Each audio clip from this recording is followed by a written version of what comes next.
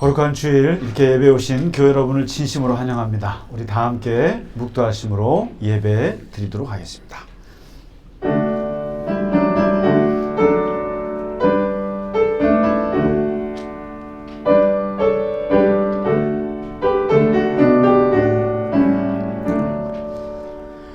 하나님은 우리의 피난처시요 힘이시니 환난 중에 만날 큰 도움이시라. 만군의 여호와께서 우리와 함께 하시니 야곱의 하나님은 우리의 피난처시로다. 아멘.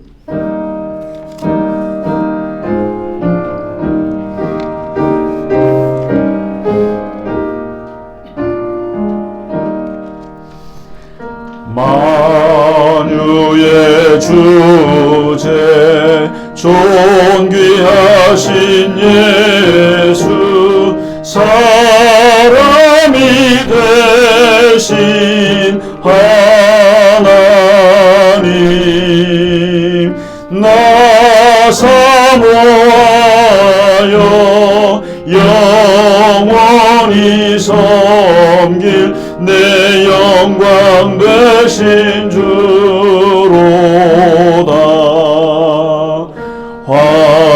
화려한 동산 무성한 조수목 다 아름답고 묘하나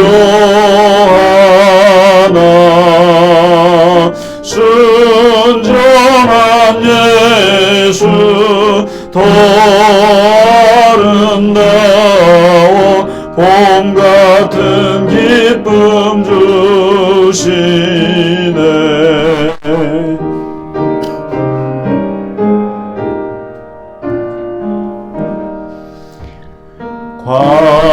광명한 해와 명랑한 조달빛 수많은 별들 빛나나 주 예수 빛은 더 찬란하여 참 비교할 수 없도다.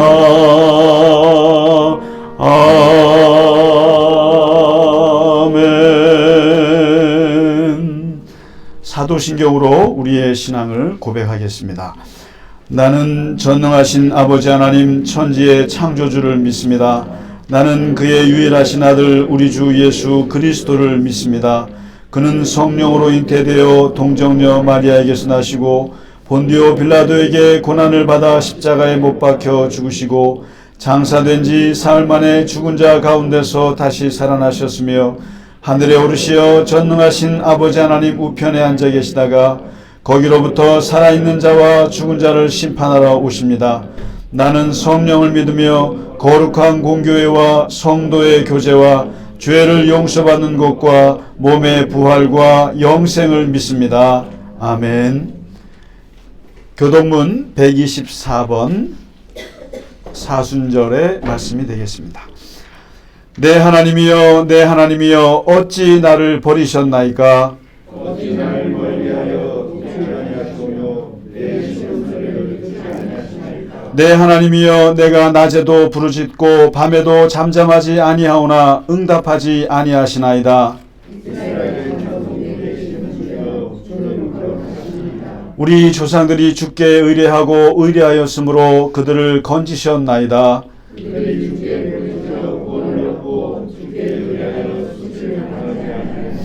나를 멀리하지 마옵소서. 환난이 가까우나 도울 자 없나이다.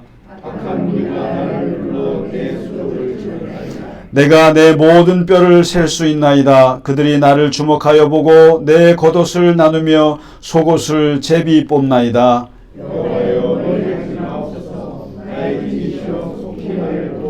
나를 사자의 입에서 구하소서. 주께서 내게 응답하시고 들소의 뿔에서 구원하셨나이다.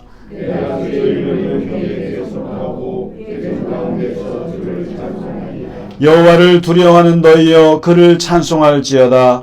야곱의 모든 자손이여 그에게 영광을 돌릴지어다. 너희 이스라엘 모든 자손이여 그를 경외할지어다. 아멘.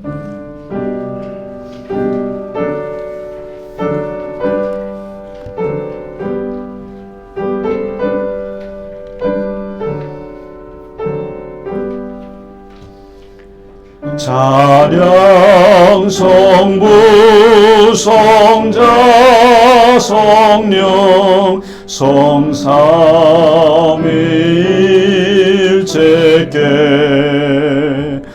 영원 무궁하기까지 영광을 돌리세. 영광을 돌리세. 아멘.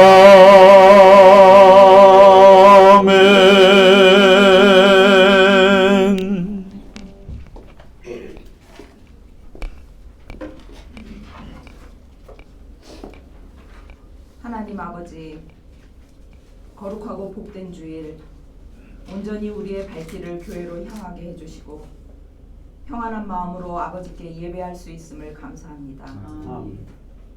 우리가 영과 진리로 예배드리며 나아갈 때 우리의 예배를 받아 주시옵소서.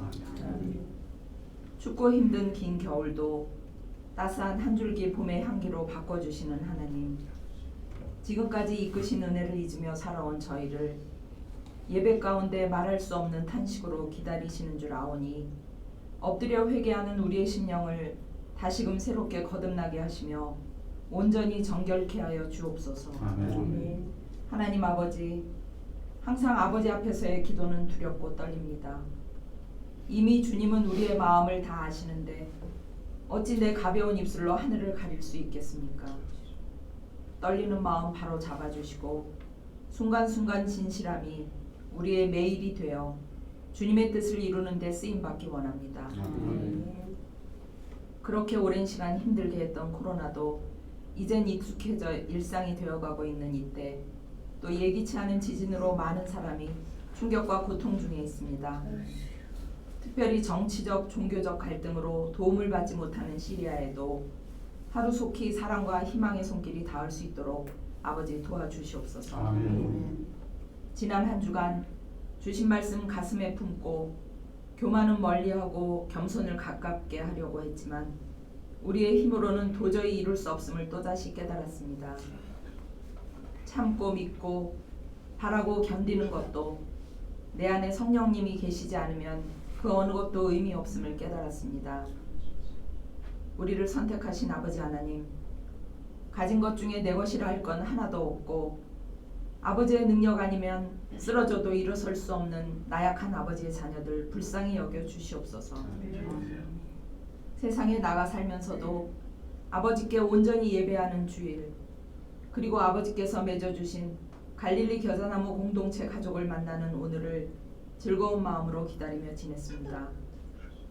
다 같이 입을 모아 부르는 찬양과 함께 나누는 음식과 대화 속에 아버지의 사랑을 흠뻑 받아 더 굳건한 믿음의 공동체가 되게 해 주시옵소서. 오늘도 목사님의 생명수 같은 귀한 말씀을 통하여 우리의 삶이 올바로 설 수 있게 해주시고 굳게 결심한 다짐이 은혜의 결실로 나타나는 놀라운 축복의 시간 되게 해 주시옵소서. 여러 가지 사정으로 함께 못한 교우들에게도 같은 축복 내려 주시옵소서. 우리들과 늘 동행하시는 예수님 이름으로 기도합니다. 아멘.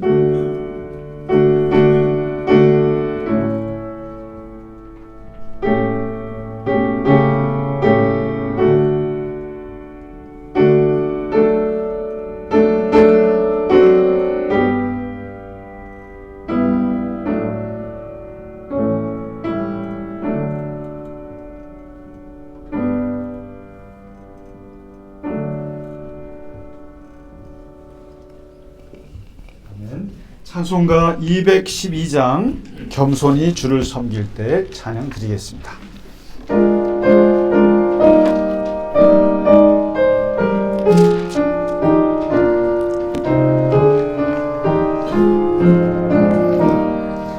겸손히 주를 섬길 때 괴로운 일이 많으나 구주여 내게 힘 주사 잘 감당하게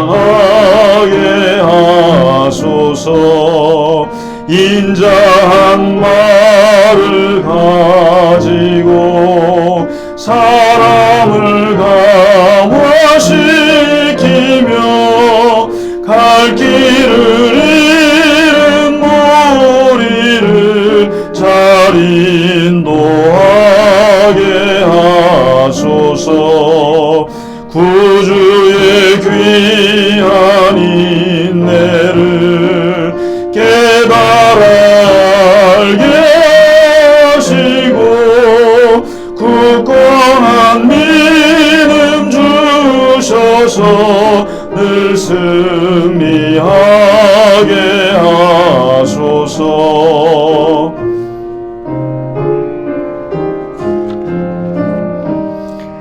장래의 영광 비추사 소망이 되게 하시며 구주와 함께 살면서 참 평강 얻게 하소서. 아멘. 아멘. 교회 소식을 몇 가지만 전해드리겠습니다. 먼저 지난 수요일부터 이제 사순절이 시작이 되었습니다. 이제 재수요일이라고 해서 이제 회개에 이제 돌입을 한다고 볼 수 있습니다. 그래서 이제 재수요일이라고 하는데 그때부터 40일 동안 우리가 사순절로 지나게 됩니다. 여러분 아시는 바와 같이 그 기독교는 사실은 사순절이 제일 중요해요. 그것은 우리가 종료주일이나 부활주일 한 주일로 이렇게 넘어갈 수 없기 때문에 40일을 하는 겁니다. 왜냐하면 이게 기독교의 핵심이 예수님의 고난에 있기 때문에 그렇거든요. 그리고 고난이 40일이고 부활은 하루입니다. 그만큼 이 고난의 그리스도를 묵상하는 것이 기독교 365일 중에 40일을 잡는다는 것은 가장 중요하기 때문에 그렇습니다. 그래서 뭐 특별한 행사가 있거나 뭐 예배가 있거나 그렇진 않습니다만은 40일 동안 사순절을 지나고 있구나라는 것만큼은 이슬람 같은 경우는 라마단에서 금식하면서 그것을 인식합니다만 우리는 일하면서 40일을 지날 것입니다. 그러다 보니까 잊어버릴 수도 있지만 그러나 우리가 사순절 속에 있다라는 것을 좀 기억해 주시고 마지막 주 고난 주간에는 우리가 특별히 영상으로 예배를 드리던 또 함께 모이던 그러한 시간을 갖게 될 겁니다. 그래서 사순절이 시작됐다는 걸 말씀드립니다. 그리고 튀르키예 그 헌금을 우리가 했는데 너무 많이들 하셔가지고 교회 재정에 문제가 있지 않겠나라는 걱정도 듭니다만은 그것은 우리의 기우고요. 우리가 모아 놓은 것이 많진 않아도 지금 여기 액수대로 또 영상으로 온라인으로 보내주신 분들까지 다 해서 그 튀르키예 대사관으로 바로 송금했습니다. 한 분도 빠짐없이 정확하게 여러분이 모아주신 것을 그대로 했습니다. 그래서 하여튼 튀르키예 5만 명이 이상이 사망했다고 하는데 참 너무너무 슬픈 일이고 조금이라도 우리가 같이 동참할 수 있으면 좋을 것 같습니다. 그래서 다시 한번 감사드리고요. 그리고 특별히 이번 주 수요 성경 공부는 3일절로 한 주 쉬겠습니다. 한 주 쉬고 이날은 우리가 태극기 들고 하루 종일 흔드는 날로 이렇게 보내시면 좋을 것 같습니다. 3일절 하루 쉬고요. 그 다음 주에 구원의 시편을 같이 하겠습니다. 특별히 우리가 여기 106편 같은 경우는 지금 민수기 읽고 계시죠? 예. 끝나셨어요? 네, 신명기 넘어가셨어요. 바로 106편은 구원의 서사시예요. 그야말로 시편 중에 가장 이렇게 이미지가 들어오는, 그냥 광야 시절에 하나님이 어떻게 구원하셨는지를 다 일일이 역사를 서사시로 그리고 있는데 아주 하나님의 구원에 대한 그 시가 잘 나와 있는 시편입니다. 그래서 그건 다음 주에 함께 공부하도록 하겠습니다. 네, 우리 오랜만에 오신 분들 또 계시고 잠깐 나가셨는데, 네, 하여튼 우리 교우분들 건강하시죠? 네, 우리 옆에 분들하고 같이 인사하겠습니다. 주의 이름으로 환영합니다. 주의 이름으로 축복합니다. 네, 감사합니다. 규영 씨 잘 지내죠? 네, 힘내고 화이팅. 네, 반갑습니다. 네네. 네, 현우 씨도 오셨고, 네네, 너무 반갑습니다. 네네. 네, 우리 시간 오늘 준비한 찬양, 참 좋으신 하나님. 1절이죠? 1절, 네, 하나님께 드리도록 하겠습니다.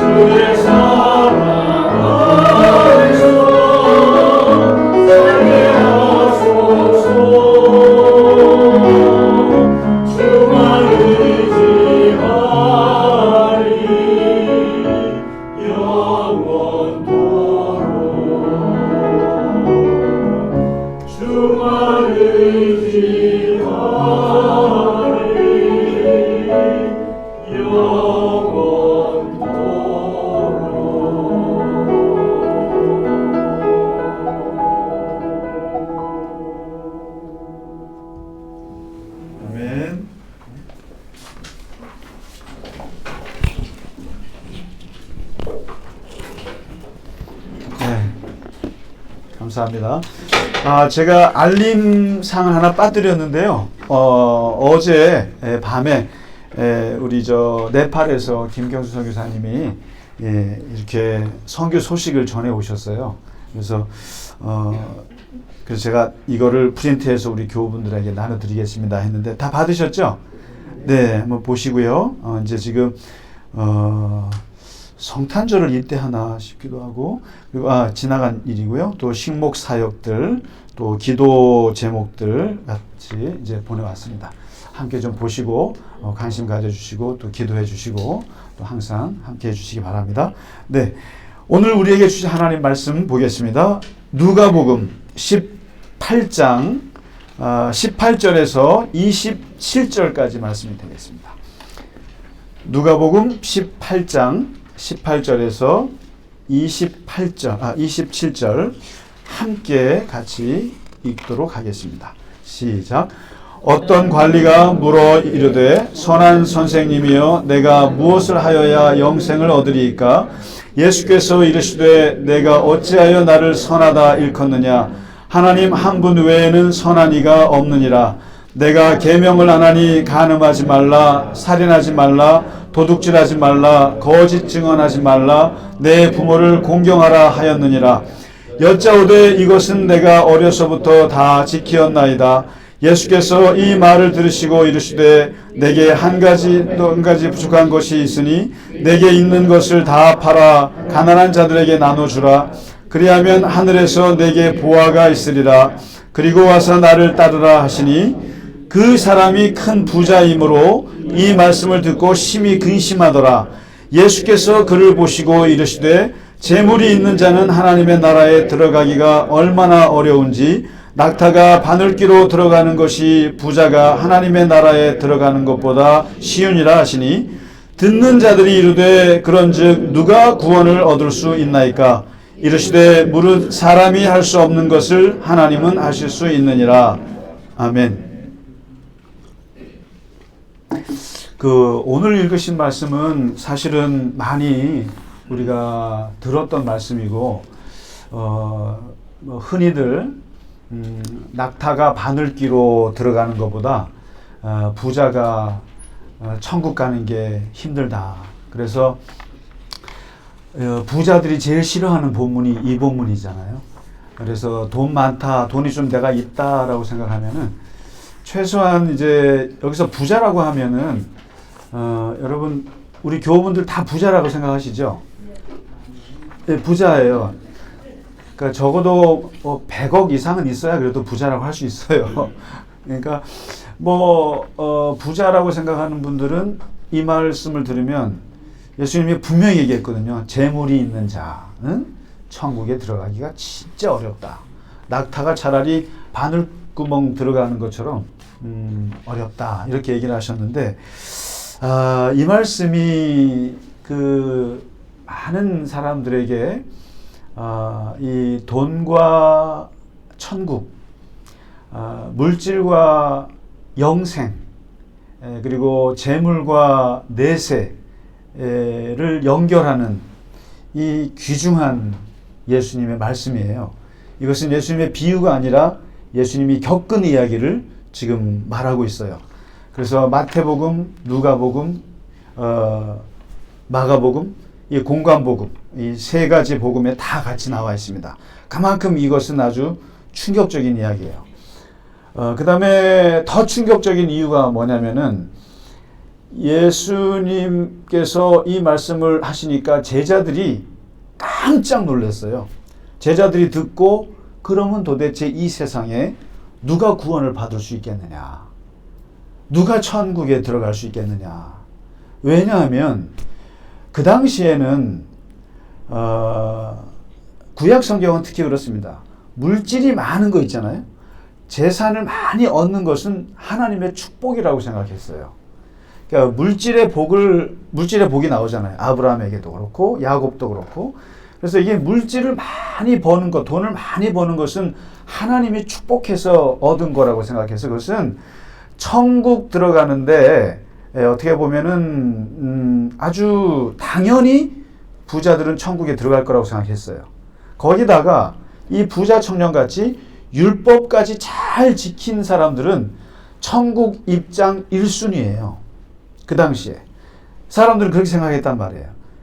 그러니까 율법도 잘 지켜요. 또 하나님이 축복하셔갖고 돈도 많이 벌었어요. 그러면은 천국에 들어가는데 제일 1등인데 그런 생각을 갖고 있는 사람들한테 예수님이 재물이 있는 자는 천국 들어가기가 어렵다라고 하니까 깜짝 놀란 거죠.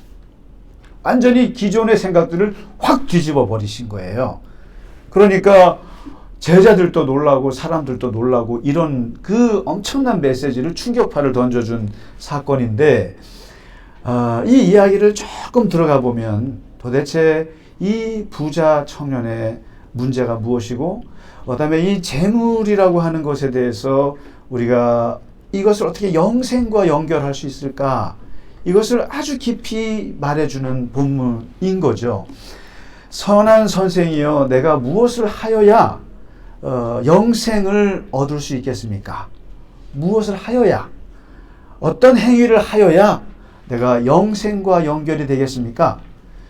그랬더니 예수님께서 그 부자 청년의 질문 자체가 문제가 있다고 얘기하세요. 누가 선한데? 누가 선한데? 선이라고 하는 것은 하나님께만 쓰는 말이야. 하나님 외에는 선한 사람이 없는데 네가 무슨 선한 행위를 할 수 있어? 이것도 충격적인 말씀이에요. 사람들은 우리가 흔히들 저 사람 착해, 저 사람 선해, 그리고 나는 선한 행위를 하면 하나님 나라에 갈 수 있을 거야 라고 하는데 예수님은 그 전제 자체를 파괴시켜버려요. 인간에게는 선함이라는 것은 없다. 선이라고 하는 것은 사람의 용어가 아니라 하나님의 용어다. 오직 하나님만이 선하시고 그 외의 모든 인간은 선하다고 말할 수가 없다. 그냥 우리가 상대적으로 도토리 키질 때 얘가 조금 더 선하구나라고 할 뿐이죠. 근데 예수님은 절대적인 관점에서 인간은 선한 인간이 없다. 그래서 기독교는 인간을 믿지 않습니다. 인간에 대해서 전적으로 부정적인 거예요. 그래서 장로교의 시조라고 하시는 칼빈은 전적인 타락을 얘기했어요. 인간은 믿을 바가 못 된다. 인간은 전적으로 부패해 있다. 이게 개신교의 아주 중요한 그 교리지 않습니까? 그러니까 선한 분이 누가 선한데? 네가 무슨 선한 일을 해서 할 수 있는데? 불가능한 얘기를 하지 마라 이거죠. 네가 질문하는 것 자체가 틀렸다. 그러면서도 예수님께서 그 질문을 받아주셨어요. 받아주셔서 그러면은 네가 어떤 행위를 해서 영생을 얻고자 한다고 하니 내가 거기에 맞춰줄게. 그러면 맞춰주는데 간음하지 마, 살인하지 마, 그리고 도둑질하지 마, 거짓말하지 마, 내 부모를 공경해. 이게 어디서 나온 말입니까? 이게 십계명에 있는 말이죠. 그렇게 쭉 얘기를 했어요. 살인하지 마, 간음하지 마, 도둑질하지 마, 거짓말하지 마, 부모 공경해. 그랬더니 그거는 어렸을 때부터 다 지켰죠. 저 살인하지 않았고, 간음하지 않았고, 남의 물건 손대지 않았고, 부모님 잘 모셨고, 그리고 거짓말 안 할 수 없겠지만 그래도 안 했고, 이렇게 딱 지켰다고 얘기하는 거죠. 그랬더니 예수님께서 그래? 그런데 내가 보니까 너에게 부족한 것이 하나 있는데 그 부족한 거 좀 채워볼래? 하고 얘기하시는데 그 뭔데요? 네가 진짜 온전하고자 한다면은 요걸 해봐. 네 재산 있지?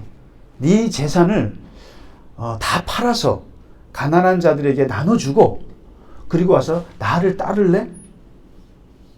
두 가지 얘기하신 거예요.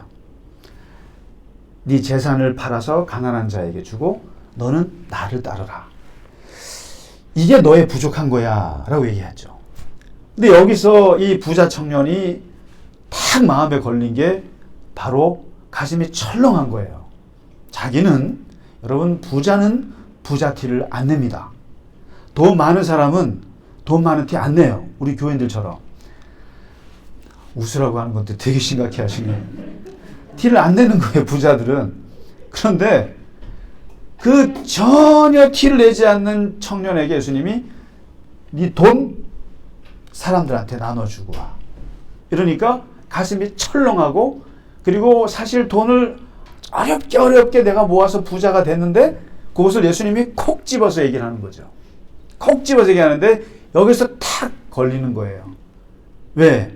나 돈이 많은 걸 어떻게 알았지? 그리고 내가 돈을 굉장히 좋아하는 거 어떻게 알았지? 이건 뭐 계명에서 금하는 것도 아닌데 하나님이 축복해서 주신 건데, 그리고 내가 돈 많은 거 이거 어떻게, 그거를 왜 건들지? 하면서 여기서부터 그냥 충격에 휩싸이고 도저히 안 되겠습니다 하고 돌아가는 거예요. 그 돌아가는 그 등 뒤에다가 하신 말씀이 이거예요. 부자는 천국 가기 힘들어.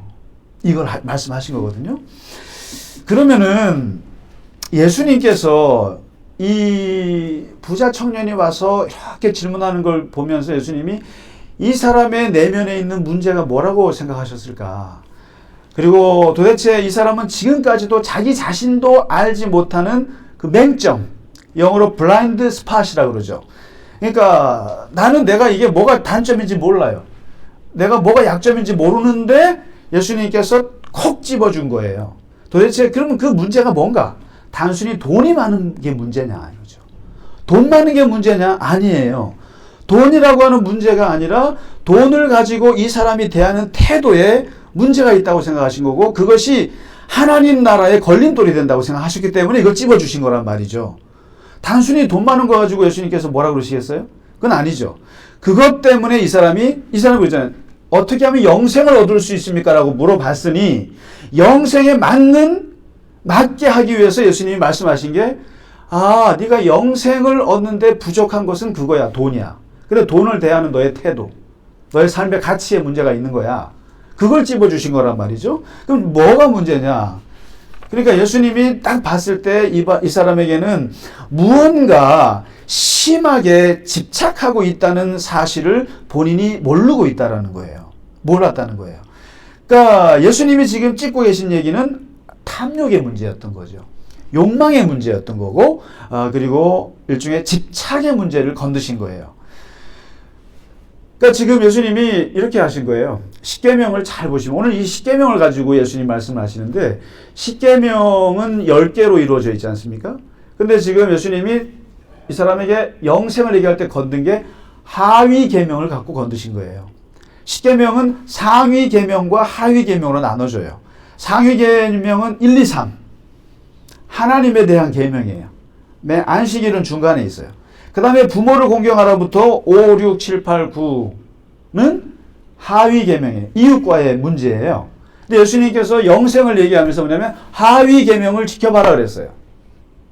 살인하지 마, 사람 죽이지 마, 간음하지 마, 사람 물건 건들지 마, 이거 얘기하셨어요. 그거 다 지켰죠. 그러는 이 사람에게 예수님이 상위 계명으로 지금 끌고 올라가시는 거예요. 너가 사실은 이웃 사람들에게 잘못을 안 한 거 가지고 너가 선했다고 생각하는데 너의 내면에는 사실상 1, 2, 3번을 지키지 않고 있어라는 얘기예요. 1, 2, 3번. 1, 2, 3번이 뭡니까? 나 외에는 그 누구도, 그 어떠한 신도 네 마음에 두지 마라. 하나님 외에는 그 누구도 너의 마음에 두지 마라.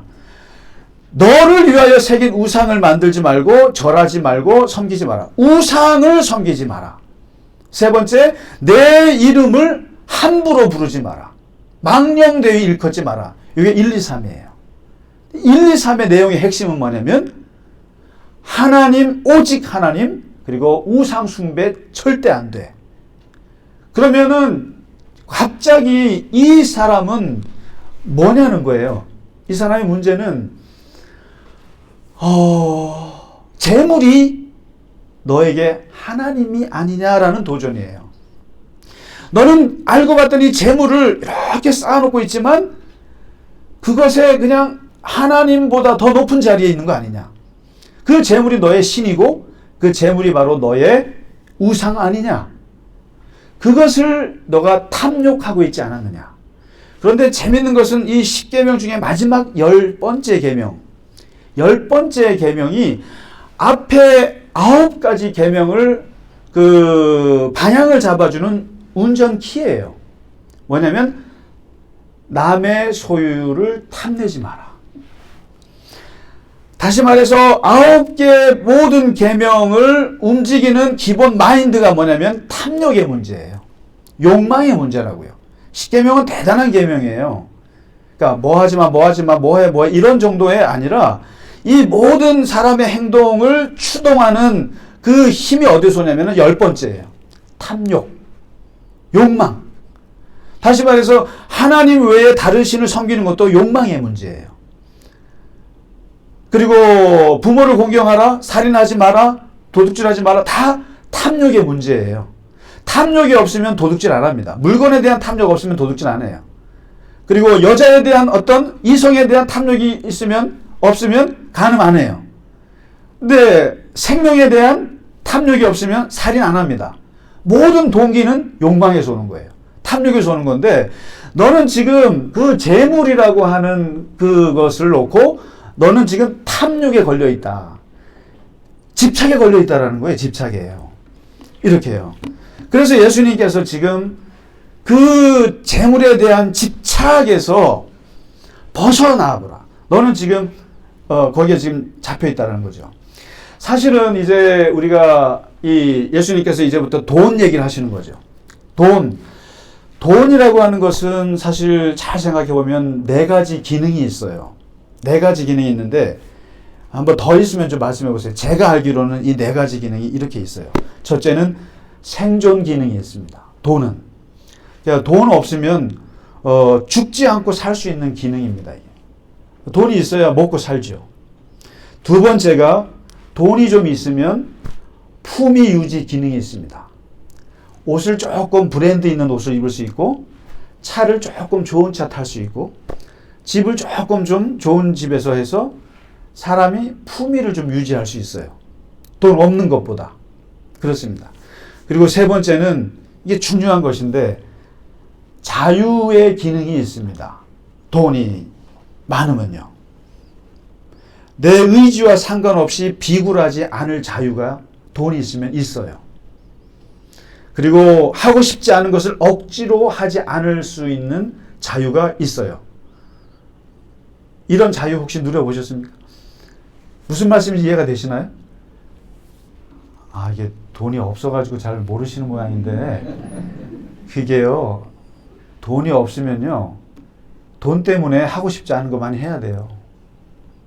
왜냐하면 먹고 살아야 되기 때문에 하고 싶지 않은 것도 돈 때문이라도 해야 되는 거죠.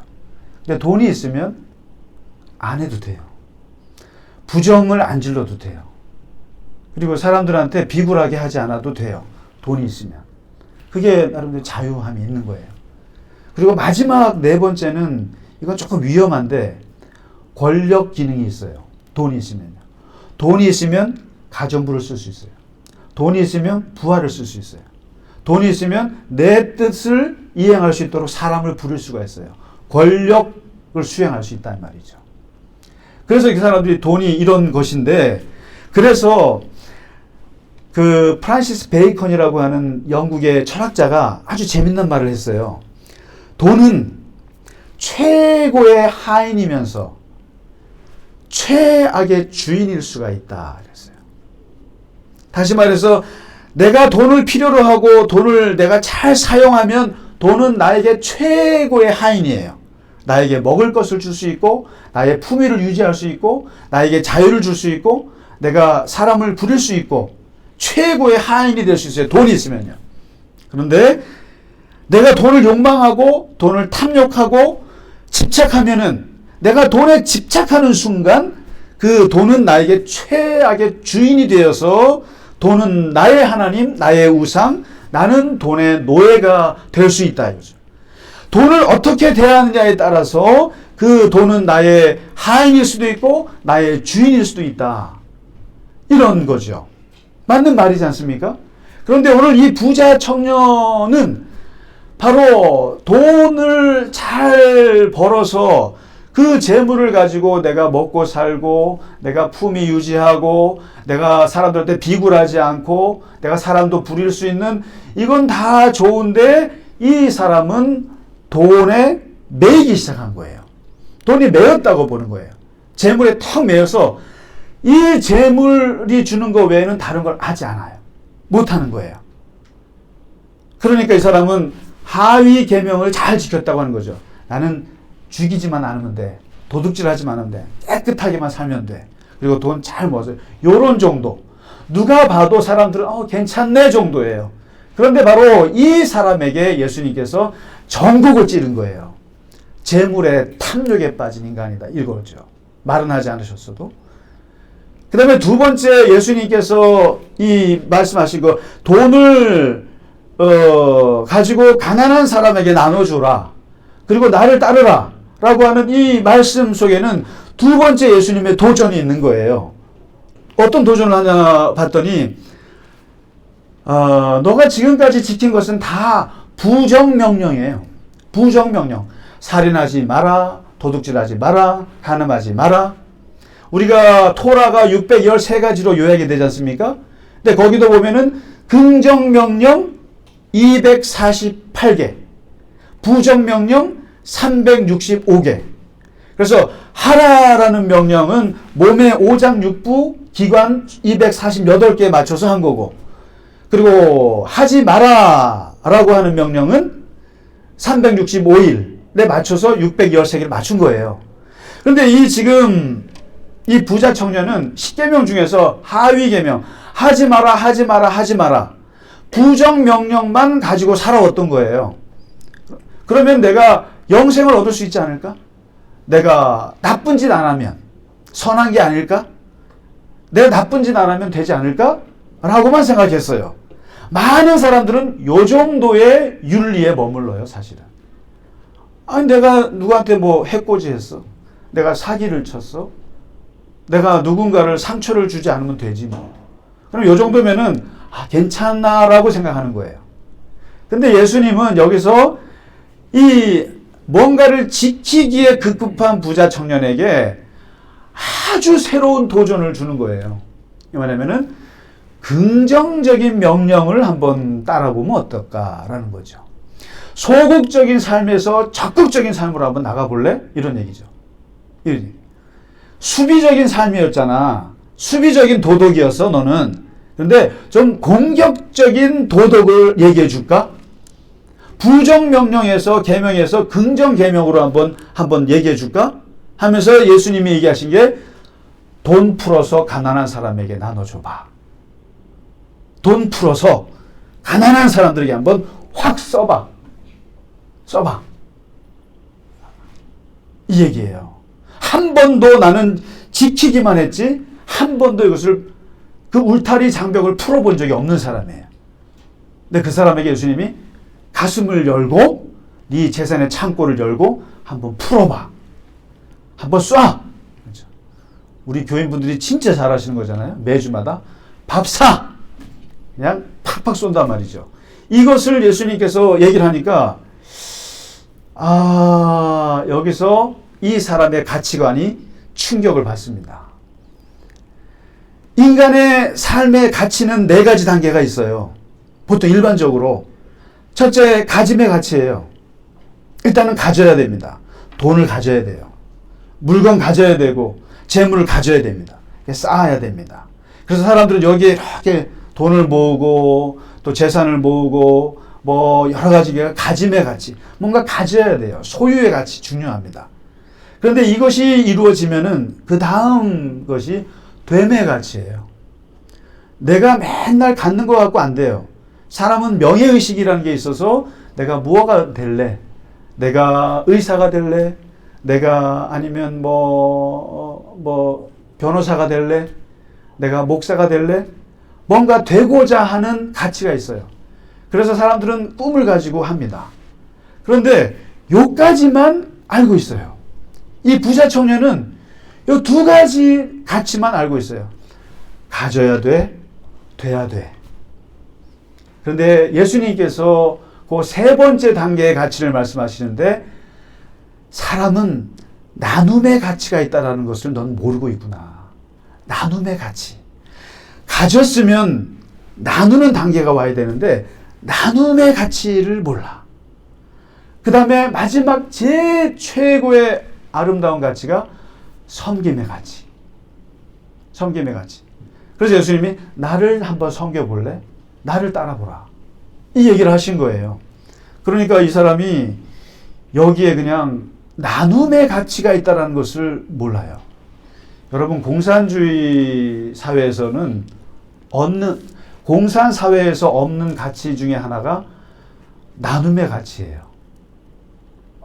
저는 저희 지도 교수님이 북한을 한 30번 이상 다녀오셨던 분인데, 북한에 없는 말 중에 하나가 나눔이더라 그러시더라고요. 북한에 나눔이라는 게 그냥 분배는 있어도 사람이 스스로 나눔이라는 게 없는 거예요. 이거는 자본주의 사회에서만 있는 거예요. 왜냐하면 빈익빈 부익부기 때문에 부한 자는 뭔가 나눠야 되거든요. 근데 이 사람은 이 나눔이라는 걸 모르는 거예요. 그런데 정말 답답한 게 뭔지 아세요? 적어도 토라를 공부를 했으면, 이 사람이 지금 계명 지켰다며요. 토라, 모세오경을 어렸을 때부터 달달달 외웠으면 토라에서 말하는 경제 윤리는 알 거 아니에요. 그게 뭡니까? 토라에서 여러분 지금 민수기 읽으셨으니까 아실 거 아니에요. 거기에 경제 윤리가 있어요. 경제 윤리가 있는데 그게 뭐냐면 4가지예요. 부정한 방식으로 돈 벌지 마라. 둘째, 이자를 받거나 전당물을 받지 마라. 이자 받는 것은 시간을 가지고 노름하는 건데, 시간은 하나님의 건데 너가 왜 시간을 네 거라고 건드려. 사실 이자는 되게 비성서적인 거예요. 이 고리대금이라는 것은 그런 면에서. 그 다음에 3번째, 가난한 자에게 임금 제때 주라. 여러분, 노동자에게는 땀 마르기 전에 품값 주라는 말이 있어요. 임금 체불은 나쁜 거예요. 이게 토라에서 말하는 거예요. 4번째, 나의 재산을 가난한 사람들을 위해서 항상 남겨두라. 왜냐면 밥 갈 때 이삭을 항상 남겨두라는 거예요. 항상 땅에. 그래서 과부와 나그네와 고아가 와서 땅을 팠는데 먹을 게 있어야 된다는 거예요. 근데 꼭 이상한 부자들이 밭에 있는 감자 다 캐. 아주 씨를 말려 그냥. 그러지 말라는 거예요. 최소한 밥을 먹더라도, 옛날 우리나라 임금이나 어른들, 양반들도 밥 먹다가 남기지 않습니까? 남기면은 머슴들이 먹게. 항상 뭔가 여유 있게 남겨라는 거예요, 이게. 이런 삶을 토라가 가르치는데, 이 부자 청년은 사실상 알고 봤더니 완전히 수전노예요. 아이고, 죄송합니다. 완전히 수전노. 너는 재산에 대해서 하나도 누군가에게 나눠본 적이 없는 사람인 거예요. 이거를. 그것을 예수님이 콕 집어서 아주 충격파를 받아요. 너 영생 얻고 싶어? 그러면 돈 풀어. 돈 풀어서 가난한 사람들한테 줘. 토라도 그렇게 가르쳐주고 있고, 너는 특히 그래야 돼 하고 얘기하는 거죠. 네가 돈을 가지고 돈을 대하는 마음으로, 그 돈이 귀한 걸 알고 돈을 대하는 마음으로 사람을 대했다면 너는 진짜 위대할 수 있을 텐데, 가난한 사람들 대했으면. 여러분, 이게 돈을 대하는 이게 얼마나 이 사람이 돈에 대해서 발발발 떨었겠어요. 돈의 가치. 여러분, 재벌이요, 걸어가다가 소위 말해서 고 이건희 회장께서 길을 가다가 1,000원짜리 있으면 주술까요? 안 주술까요? 네? 사람들이 있으면 안 줍고 없으면 주술 거예요. 그렇죠? 어떤 미국의 교수님이 했던 행동인데, 퍼포먼스인데, 제가 너무 그걸 보고 영적으로 은혜를 받았어요. 학생들한테 하는 퍼포먼스인데, 그래서 제가 오늘 똑같이 할게요. 근데 여러분이 학생들처럼 해야 되는데 그거 어떨지 모르겠어요. 이게 5만 원짜리예요. 이게 5만 원짜리. 신사임당님 계신 건데, 이걸 제가 여러분 중에 한 분한테 드릴게요. 드리는데, 드리기 전에 이거 갖고 싶지 않으세요? 벌써 이렇게 갖고, 학생들처럼 하시라니까요. 그렇게 돈에 초월한 것처럼 그러지 마시고. 갖고 싶죠? 제가 드릴게요, 이거. 헌금인데. 뭐 또 찾아와야지 뭐. 근데 드리기 전에 제가 이렇게 해서 드릴게요. 이렇게. 예? 자, 이 구겼는데 어떻게, 이거 받으실래요? 네. 받으실래요? 권사님은 지금 벌써 힘들어 하시잖아요? 이제 하나 더 있어요. 이거 제가 이거 그냥 밟았다고 칠게요. 발로 짓밟았어요, 제가. 짓밟아서, 그래도 이 돈 받으실래요? 네. 그렇죠. 정직하십니다. 그러면서 이 교수님이 뭐라 그러냐면은, 이 돈이라고 하는 것은 아무리 구겨지고 짓밟혀지고 심지어는 찢어져도 너네들이 왜 돈을 달라고 하느냐? 그것은 아무리 이것이 구겨지고 짓밟아지고 찢어져도 돈의 가치는 변함이 없기 때문이다. 그러면서 이것을 사람에게 적용을 하는 거예요. 사람이라고 하는 것은 아무리 인생에 얼마나 많은 구겨지는 순간, 그리고 짓밟히는 순간, 찢어지는 순간이 얼마나 많으냐. 그렇다고 해서 그 사람의 가치가 없어지겠느냐. 특히 하나님의 인간을 바라보는 관점에서 사람이 인생이 고난을 받아서 사업이 망해서 인간이 다 쓰러지고 구겨지고 사람들한테 무시당하고 비참해진다고 하더라도 하나님은 그 사람의 가치를 짓밟겠느냐? 그 가치가 없어지겠느냐? 마치 이 돈이 구겨지고 짓밟히고 찢어진다고 해도 우리가 그 가치를 인정하듯이 사람의 가치 또한 하나님의 눈에서 볼 때는 어떻게 무너진다 할지라도 그 인간은 하나님의 눈에 사람일 뿐이다. 은혜롭지 않으세요? 저는 너무너무 일주일 동안 거기에 힘을 얻었어요. 하나님은 내가 내 인생이 아무리 구겨지고 그렇게 비참하게 되고 사람들이 나를 무시하고 비난하고 조롱해도 하나님 앞에서 내 가치는 변함이 없는 거다. 이 돈처럼. 그런데 예수님께서 이 부자 청년에게 그걸 못 본다는 거예요. 너가 돈을 볼 때 너 돈 구겨진다고 가질 거 아니야. 찢어져도 돈 붙여서라도 가질 거 아니야. 그런데 그것을 사람들을 보는 눈으로 한번 바꿔봐라. 네 주변에 가난한 사람, 네 무시했지. 그리고 어렵게 사는 사람, 과부. 근데 그 사람들이 하나님의 눈으로 볼 때 그 사람들의 가치가 무시가 되느냐. 그 사람들의 가치가 얼마나 좋은 게 아니야. 만약에 그 사람들이 그러한 가치라는 걸 너가 안다면 그들에게 네가 그렇게 귀하게 여기던 돈 좀 풀어라. 풀어봐라. 그러니까 이 부자 청년은 겉으로 보기엔 되게 착해 보여요. 되게 착해 보이고 아주 겸손하게, 그리고 그야말로 모범생으로 자란 사람이면 틀림없어요. 그러나 예수님의 눈에 볼 때는 이 사람은 표독스러운 교만이 이 속에 들어있었던 거예요. 사람에 대한 차별이 있었던 거예요. 한 번도 다른 사람에게 내가 돈을 그렇게 귀하게 여기면서도 그 가난한 사람들이 얼마나 귀한 존재라는 것에 대한 인식 하나 없었던, 제가 볼 때는 그야말로 천박한 사람이 부자 청년이에요. 얼마나 천박합니까 이게. 천박하죠. 사람들의 가치를 그냥 겉으로만 보는 거예요. 아니 여러분, 저는 세상에서 제일 싫은 사람 중에 하나가 가난한 사람들을 무시하는 거예요. 장애인들을 무시하는 거예요. 소외된 사람들을 무시하는 사람들 제일 저는 증오하고 정말 제가 무시하고 싶어요. 돈이 아무리 많고 아무리 많이 배워도 사람을 그렇게 차별하는 사람들은 저는 사람으로 안 보고 싶어요. 그건 하나님의 관점이고 하나님의 마음 똑같습니다. 돈이 아무리 구겨져도 그 돈이 돈이듯이 사람이 아무리 비참하고 그렇게 비참하게 살아도 사람은 사람인 거예요. 하나님 앞에서 사람인 거예요. 이게 하나님의 눈이고 이게 예수님의 눈이에요. 이게 성경의 눈이고, 이런 눈으로 사람을 보지 않으면 무슨 영생을 추구하며 무슨 천국 갈 생각하고 앉아있냐라는 거예요. 예수 믿고 천국 가죠. 물론 좋죠. 그러나 그 이전에 사람의 가치에 대해서 볼 줄 모르는 사람이 무슨 수로 하나님 나라를 보겠냐는 거예요. 그러니까 이 부자 청년은 하나님 나라에서 먼 겁니다. 먼 거예요. 그러니까 제자들이 다 누가 구원을 받습니까? 그러니까 예수님이 또 그건 또 아니야. 세상에 다 구원 못 받을 것 같지만 마지막 구절이 참 은혜로운 말씀입니다. 사람으로는 못해. 그러나 하나님은 하실 수 있느니라.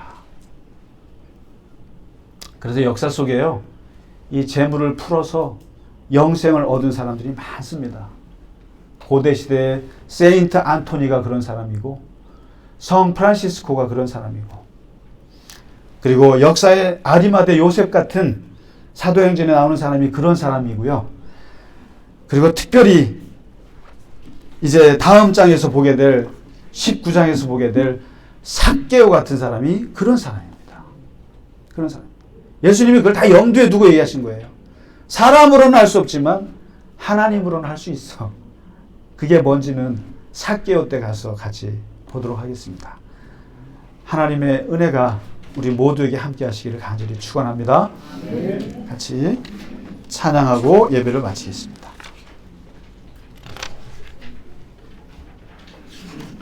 찬양하라 내 영혼아.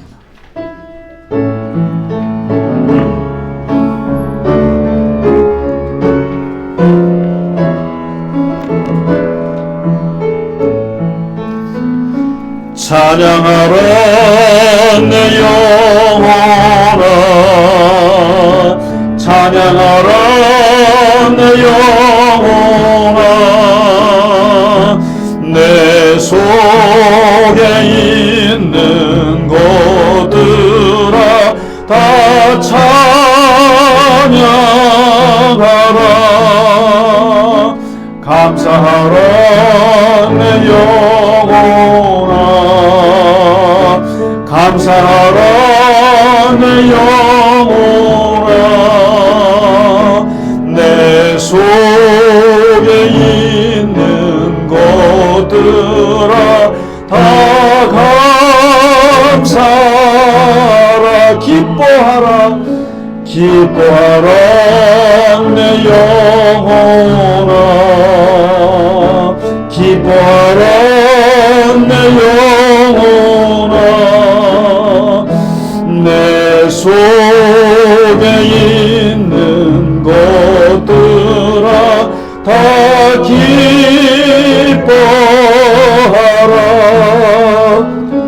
송축하라 내 영혼아, 송축하라 내 영혼아, 내 속에 있는 것들아 다 송축하라. 하나님 아버지, 하나님 앞에서 우리의 인생이 구겨지고 짓밟히고 찢어져도 하나님의 노래, 하나님의 눈에서 귀한 하나님의 자녀요, 너는 내 사랑하는 아들이요 내 딸이요 나의 백성이요 나의 목숨을 바쳐 사랑할 내 자녀라고 말씀하시는 그 하나님 앞에 우리가 서 있음을 감사합니다. 아버지 하나님, 이 부자 청년이 그의 집착으로 인해서 하나님의 영생과 멀리 있고 한 번도 그 이웃에 대한 생각을 하지 못했던 그의 교만 속에서 영생과 멀리 있음을 보게 됩니다. 아버지 하나님, 우리가 부자 청년과 같은 그러한 내면을 갖지 않고 가난한 마음으로, 겸손한 마음으로, 그리고 하나님이 나를 보시는 그 눈처럼, 그 눈으로 세상의 사람을 바라볼 수 있는 하나님의 자녀가 되게 하여 주시옵소서.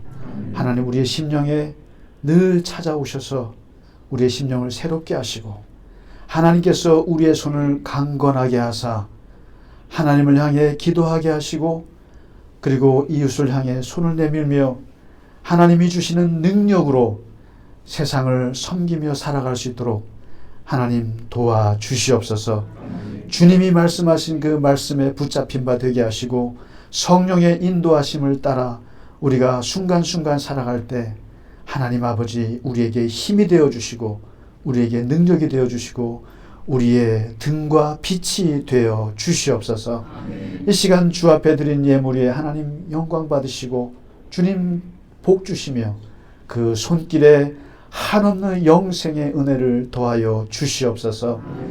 이제는 우리 주 예수 그리스도의 크신 은혜와 하나님 아버지의 지극하신 사랑과 성령의 감화, 감동, 위로, 교통하심이 오늘 주님 앞에 예배하고 세상 속에서 승리하며 하나님과 동행하며 살기를 간절히 원하는 갈릴리 겨자나무 교회 모든 교우들 머리 위에 이제로부터 영원까지 함께 하시기를 간절히 축원하나이다.